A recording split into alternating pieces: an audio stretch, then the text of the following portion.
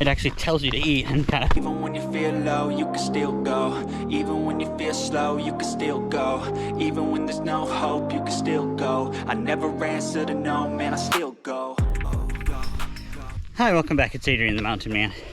So I got a little bit of a late start today. It's just after 8. I'm not even a mile in. So I got here, I'm at the Mountains of Sea Trail today to do a longer out and back. I got here, I filmed the sunrise, and a couple of women showed up that were gonna do some bird watching. So I talked to them for a couple of minutes and they walked off. And then when I started my run, one of them had just fallen and kind of twisted her ankle.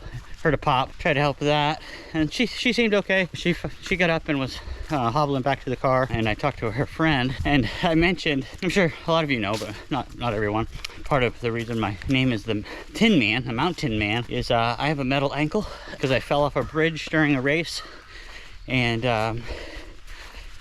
so this was like 8 years ago, and one of the women was like, "Oh, that was you?"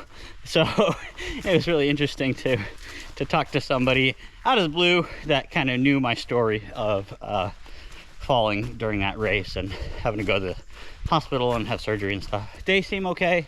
I told them to help themselves to any ice I have in my truck. But I'm out here doing my second to last long run before the Mid-State Massive. And the reason I'm out here, the Mountains of Sea Trail, as opposed to going back to Umstead, is Mid-State Massive has some pretty long stretches without crew accessible aid stations, and the aid stations that they do have that aren't crew accessible are pretty minimal. Pretty much water, this sports drink called Body Armor, and fruit, and maybe like gummy bears or something, and that's not gonna be good enough for me for fueling. So I'm out here practicing carrying a lot of stuff, kind of on a, I'm gonna do an out and back. Mid-State Massive is a point to point, but the Mountains of Sea Trail is, there's no bathrooms, there's no water fountains, there's no, you know, so I'm carrying everything, which is what I need to practice.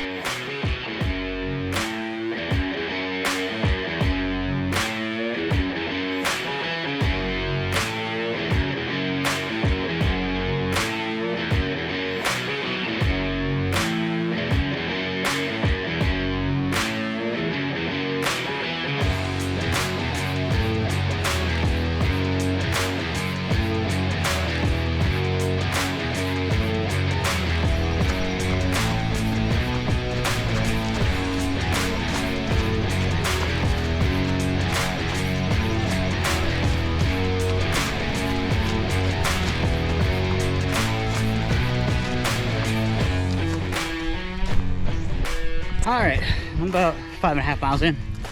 I mentioned before that I was out here practicing carrying a bunch of stuff, and I've already learned a few things.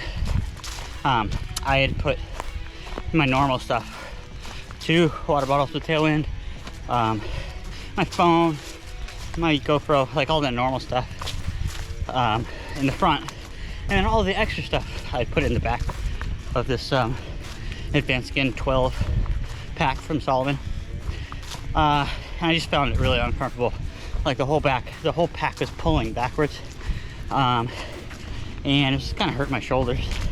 So I took my extra soft flask with the gel and put it in the back pocket of my shorts. I moved one of the full water bottles from the back to this side pocket to it just balances it out a little bit more, so I'm not feeling like this. And I don't mind the extra weight kind of on my front, so that was something good to learn. Another thing I learned kind of serendipitously was I actually I'm 5.5 miles in, but about 2 miles in, I realized that I forgot my phone. So I ran back to the truck to get it. In the meantime, I was like, well, I'll just listen to Spotify on my watch, and that's fine. The music part of it was the same experience, but I did notice that, like, if I get a text, it gives me a little chime, and I can look at it instead of just buzzing. And like, if you run for a long distance, you know, your watch tends to buzz a lot, so feel like you end up ignoring it. But the other thing that's even more important was I have a eating reminder every 30 minutes. So while I'm listening to the music and it goes off, it audibly says eat. So it's just another good cue to, you know, instead of it just being like, oh, my watch buzzed, I must hit a lap or something.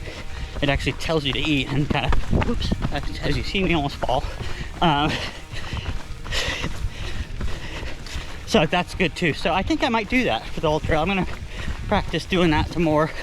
Just connecting my headphones to my watch and to my phone. So, all right. I will check in a bit, and I'm gonna tell you about this week. Kind of, the mileage is gonna be there, but not in the way it should have been. All right, talk to you soon.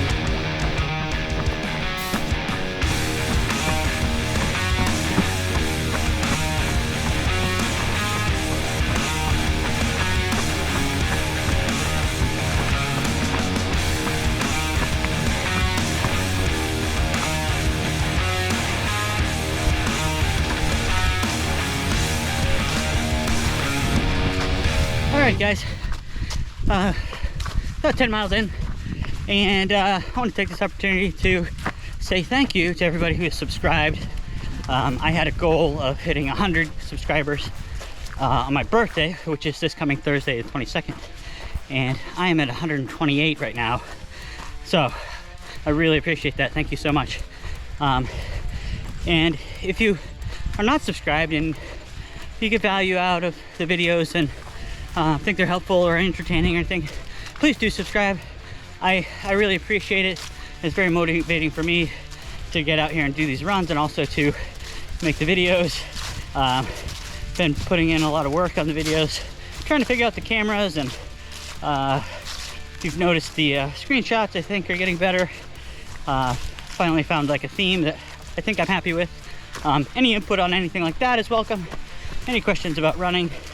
My race is coming up, but yes, please subscribe, like the video, comment, and we'll keep this going, and I'll take you guys along. All right, I'll check in soon. Thanks so much.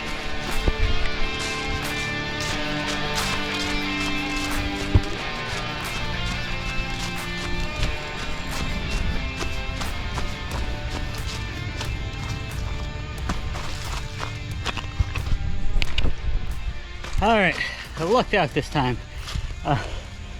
We've been watching last two videos, especially when I come out the Mountains of Sea Trail.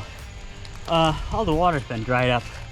The Mountains of Sea Trail is really hard to plan to run out here, because you're either out here and it's like underwater, like like this whole thing would be a massive water crossing, or it can be dried out. And then the other thing that makes it complicated, not this time, it's middle of September, but in like a month and a half there'll be hunting season out here, and pretty much don't come out here unless it's on the weekends. I've never seen hunters out here, but well, I've seen them walking around, but you can hear it, so just kind of makes you nervous, even if you know, you're wearing the bright colors and stuff like that, because you don't know which way they're pointing their hunting implements. So all right, I'm going to fill up, and then I want to have a chat with you guys about my training and some other stuff. So, all right, I'll see you soon.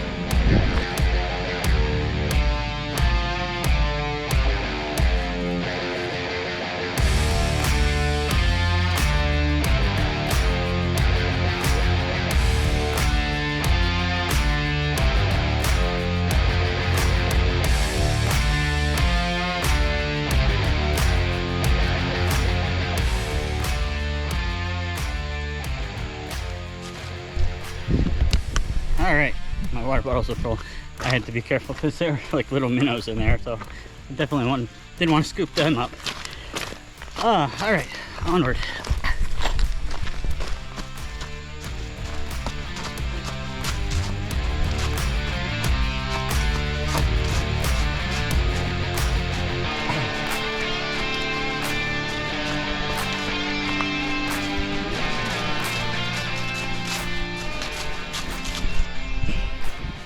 Okay, earlier I had alluded to I was gonna have my 75 miles this week, but not in the way I had originally planned. So I just want to go into that real quick. It leads into a conversation I had with Scott Harry. He has a YouTube channel, small like mine. He's a local guy.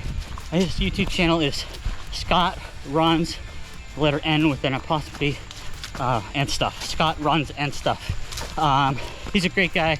Local. We've done some of the same races, I think, kind of before we were aware of each other. But since then, we've comments on YouTube and Strava and stuff like that. And we had a conversation about back-to-back long runs and how we get that done. Hi guys, it's me from the future.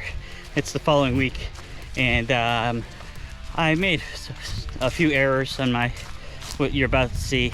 I keep saying back-to-back long runs. What I mean is back-to-back high mileage weeks. And when I say 75 milers, I don't mean 75 mile runs, I mean 75 mile weeks. So I wanted to correct that going into it. Also, my GoPro died at the end of the run you're watching now. So I'm coming back in this week to finish out the video and complete my thoughts on that. So if you see a couple videos this week, that's the reason why. So, all right, I will check in with you guys later and clear some things up and finish this talk on how I manage back-to-back high mileage weeks. All right, thanks so much. I do, in my peaks, I do several back-to-back 75 milers.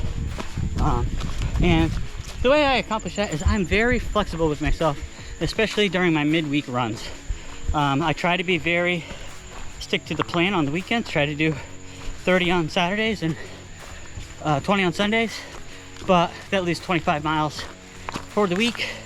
And I move this around depending on how I'm feeling.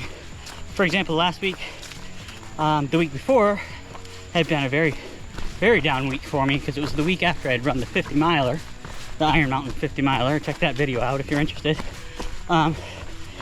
So I normally would do Monday off and 4 on Tuesday, 15 on Wednesday, and 6 on Thursday. But because I was feeling good, I wanted to kind of preload the week. So instead of doing 4 on Tuesday, I did 6. I was trying to do my 15 on Wednesday, but I was having some chafing issues. I was on the treadmill. I had everything I needed. I kept reapplying stuff. Body Glide, and I have this Tri-Slide spray, but it just wasn't going away, and I knew I had lots of big work to do for the rest of the week and for next week, so I didn't want to keep going and be chafed and be annoyed for the rest of the week. So I called it at 7.5, and then I was going to try again on Thursday to do the 15, but work was busy, so I didn't do it until Friday. And it was, for me, when I'm doing trail runs, I'm a lot slower than road running. So it was a fast run. It was 15 miles at 8:30 pace, which, like I said, if I'm in marathon road running shape, that's not hard at all. But when I'm doing this kind of stuff, it's pretty quick. So then yesterday was Saturday, and I was supposed to do my 30, but my wife ran a race at 5K, and I wanted to go watch that. She did very well. She came in second for the women overall. That meant that I was going to try and do 20 on the treadmill yesterday. So I got to about 9 miles, and I've been having, I think it's related to that adductor problem I had mentioned a few weeks ago. It's kind of in my groin area. In this run it was in both, but it's like groin, but kind of closer to, like, further down your leg. And so that area was just kind of sore, and a couple of times it kind of grabbed In fact, at one point I thought that the treadmill stopped, but it was just my body doing something weird. So from then, I thought, well, I'll get to 10. But I slowed it down from like 9:30, 10 pace to like 12, 13, 14 minute pace. And I made it all the way 14. So for the week, I was at 42 and a half. So getting today, doing the 30, I will get to 72 and a half, which is close enough. But the key, that guy said, ooh, wow, look at that. The key is just being flexible. Like I said, went into the week hoping to preload my miles early in the week so I could be fresher for this. Work and life got in the way, and so I had to move everything back. So rather than just saying, I missed that run, or the opposite, saying I have to do this run when I'm not feeling good, I just let myself, especially during the week, do what I need to do. And then really try to focus on the weekends, especially since I get a lot of practice carrying stuff and just learning about what I'm gonna need during a race. So I can go over that at another time, but yeah, I just wanted to talk about my strategy for getting in back-to-back long runs. Both time-wise, I work from home, so it's pretty flexible. Mentally, you know, if you're not feeling it, give yourself a break, but just know you're gonna have to do it later. But you don't have to hold yourself to that, but just try to, you know, try to do it. And then also physically, if I'm not gonna injure myself to do, you know, the last 2 miles of a long run, just to do it. You know, if I'm feeling beat and I think that's enough, I call it. So, all right, I hope that was helpful. And like I said before, go check out Scott's channel.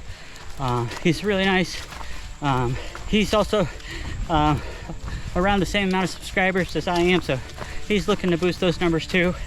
And he's doing a great series on his preparation for the UARI 100, and I believe that's in November. It's either late October or November. And his videos are structured a little bit different, but lots of good information, especially if you're interested in running in this area. All right, the second thing I do to help manage back-to-back high mileage weeks, it goes along with the first. It also has to do with flexibility, but instead of when I do my workouts, it's how I do my workouts. So at the beginning of the training cycle, if you've been following me, you know that I was doing repeat 800s on Tuesdays, and then after the mileage started going up, that gave way to a progression run. So kind of starting at 8:30 pace and working my way down to 7:15. So still getting turnover, still getting speed, but in a less intense way. And then that gave way to just doing more elevation. I just didn't have the speed in my legs, so I would do more elevation during the week in order to still strengthen the legs up and, you know, transition into actual 100 specific training. And that also transitions us to the weekends. Just like with moving things around, I try to be much more structured on the weekends with my long runs, especially these 30-mile long runs. I like to try and simulate the race as much as I can, and so that, you know, that includes, you know, carrying the pack with everything in it, and doing the mileage, but also pace-wise. I'm not going to come out here and run the first 10 miles at 8-minute pace. I probably could, but that's not going to help me. So I dial it back, and if I come to a hill that I wouldn't run during the race, I don't run it during these long runs. There are times that I'll push the pace a little bit, like when I go out to Umstead, but those are more like on the flats and like some of the downhills. And that's just occasionally, and most of the time that's only 1 of 2 loops that I'm trying to push a little bit. But I think that helps not only give me an idea of what I need, how much I'm gonna need, but also like what can I sustain. You know, if I was training and I was doing the first 10 miles to 8-minute pace every time, when it came to do the race, I wouldn't know what I was gonna do. So I try to run around 12 to 13 minutes, depending on what the terrain is and how hot it is, just to simulate, because I feel like I can do that for maybe 30 or 40 miles before I start falling apart. I'm just falling apart, slowing down. So that's another way, like not hammering with these really long runs really helps me to bounce back quickly and do it again the next week. So, all right, well, those are a couple of things. If I think of anything else, I will jump back on here and let you know. All right, thanks. All right, my last 3 tips for managing back-to-back high mileage weeks. They're pretty quick. So, food and hydration. You gotta. If you watch my videos, almost every video, I'm saying, I'm not drinking enough. You gotta make sure you're hydrated, because that'll just zap you. Last week I came out and did a 30-mile long run in the second half. I was drinking a lot, but I was just zapped. And same goes with fueling. You gotta make sure that you're eating. You know, you've got to throw ego like out the window with your training. You know, you got to make sure you're doing everything you can for success. So that means moving things around, slowing it down, carrying a lot of water so you have enough, carrying enough fuel so you have enough. That's really going to help you, because especially if you have like I do, like 30 miles one day and then turn around and do 20 miles the next day, you got to really take care of yourself, or that second run is not going to happen. The 5th one is kind of has to do with what Scott's going through right now. He's got some injuries, and you have to just really pay attention to your body. If you have one run and you feel something, you know, it could just be a little off today, or maybe I did something, but if you feel that coming back for the next 2 or 3 runs, either do some research and, you know, do some foam rolling or whatever you need to do to take care of that on your own, or go see a professional. I know that, especially for someone like me, I don't have a lot of extra spending cash, but you know, if you've got a big goal and it really means a lot to you, it's definitely worth it. And a lot of times you can just go once and they can tell you exactly what it is and exactly what you need to do, and you don't have to go again. And then sometimes it's more serious and you have to go back. But in that case, if it's more serious, you want to have a professional working on it anyway. And I'll have the last one. We've got some people coming, so I'll tell you the last one in a second.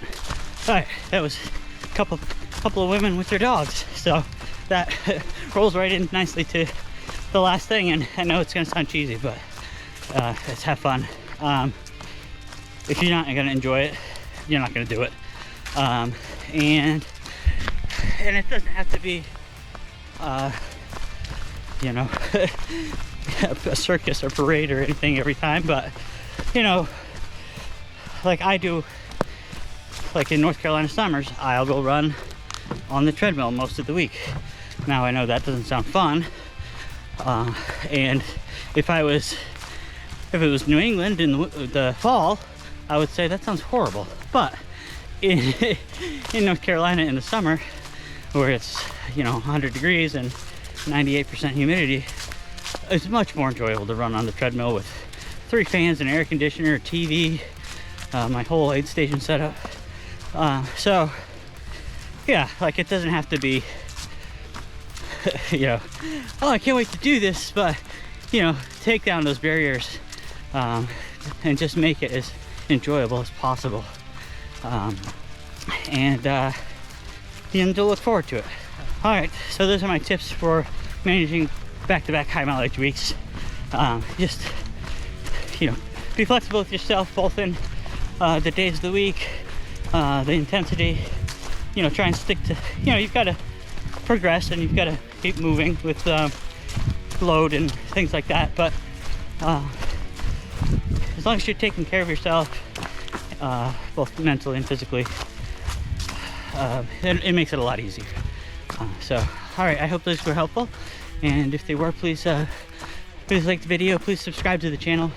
I've got my 100 coming up in a couple weeks, and so follow along with that. I'm gonna do one more video, maybe two, but one more video at least, about learning from your training runs during your training cycle, and that will be the next video. All right, thanks again. I'll see you soon.